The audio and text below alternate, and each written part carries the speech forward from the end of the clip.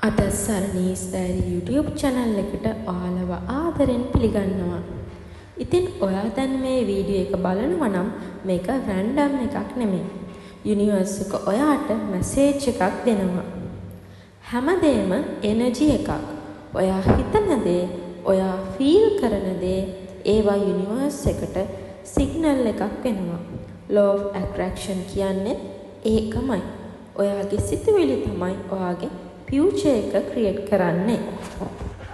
ඉතින් ඔයා නෙගටිව් හිතනවා නම් නෙගටිව් things attract වෙනවා. ඒත් ඔයා බිලීව් කරනවා නම් මට හොඳ දේවල් එනවා කියලා ඒක හිමින් හරි යථාර්ථයක් බවට පත් වෙනවා. යුනිවර්ස් එකට ටයිම් කන්සෙප්ට් එකක් නැහැ. ඒක already ඔයාගේ ෆියුචර් version එක සෙට් කරලා තියෙනවා. ඔයා දැන් මේ වචන රිපීට් කරන්න. මට හොඳ දේවල් ලැබෙනවා.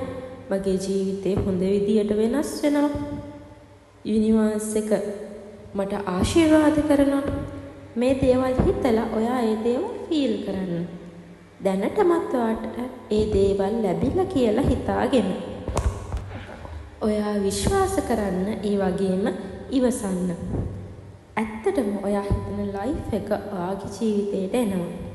යුනිවර්ස් එක හැම වෙලේම අහුම්කන් දීගෙන තමයි එන්නේ. ඉතින් ඔයා කෙයාෆුලි ඔයාගේ වැඩේ කරන්න, හොඳට හිතන්න, විශ්වාස කරන්න, විශ්වාසයෙන් ඉන්න.